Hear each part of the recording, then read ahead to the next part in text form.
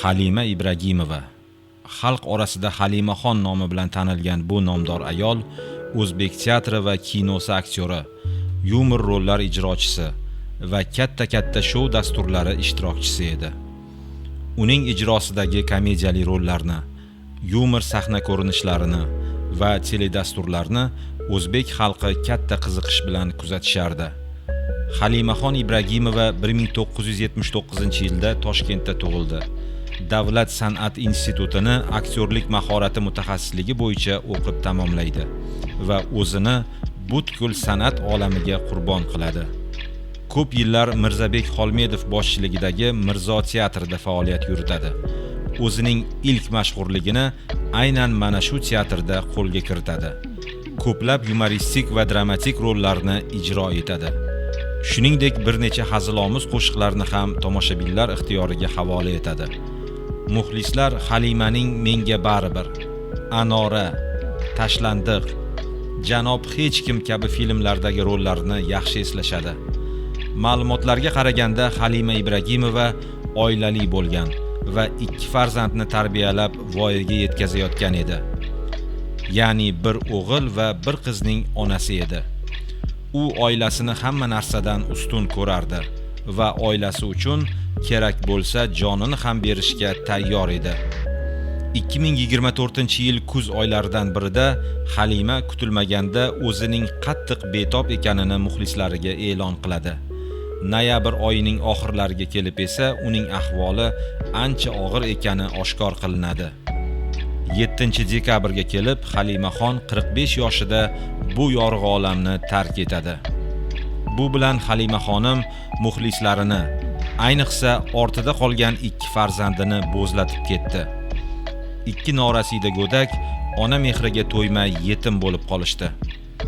Avvaliga Halimaning o'limi sababi ommaga oshkor qilinmaydi, lekin keyinchalik uning yaqinlari va hamkasblarining so'zlariga qaraganda Halimaning qandli diabet kasalligidan aziyat chekkani, oshqozonining bir qismi jarrohlik amaliyoti bilan olib tashlangani va shuning natijasida Halima bevaqt o'lim bilan yuzma-yuz kelgani haqidagi mishmishlar urchiy boshlaydi.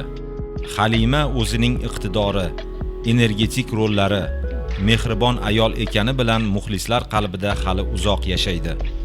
Uning o'limi o'zbek kinosi, teatr san'ati va estradasida katta yo'qotish bo'ldi. Halimaning aynan qaysi kasalxonada davolangani, jarrohlik amaliyotini o'tkazgani va u operatsiyadan qanday ahvolda chiqqani haqida ma'lumotlar yetarli emas. Lekin Yulduz Usmonovaning gaplariga tayaniladigan bo'lsa, operatsiyadan so'ng Halimaning jarohati yiringlashni boshlagan. U zudlik bilan qaytadan operatsiya qilingan. Keyin uning qand kasali xuruj qilib, sahri ancha baland ko'rsatkichga ko'tarilib ketgan.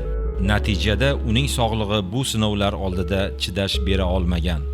Halimaning qarindoshlari ham, hamkasblari ham, ommaviy axborot vositalari ham uning qaysi kasalxonada operatsiya qilingani va vafot etganini oshkor qilishmagan. Ammo tegishli manbalardagi ma'lumotlarga qaraganda Halimaning umurtqasida churra, ya'ni grija bo'lgan. Vrachlar bu grijani operatsiya yo'li bilan olib tashlashni maslahat berishgan.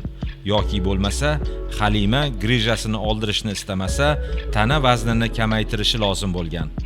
Halima aynan mana shu tana vaznini kamaytirish, ozish maqsadida oshqozonini bir qismini oldirib tashlagan. Lekin operatsiya asoratlari, ayniqsa jarohatning yiringlashi Halimaning ahvolini kritik darajaga tushirib qo'ygan. Shu o'rinda oshqozonni oldirish operatsiyasiga qisqacha to'xtalib o'tamiz. Bu jarrohlik operatsiyasi semirishni oldini olish va tana vaznini kamaytirish maqsadida keng qo'llaniladigan amaliyotdir.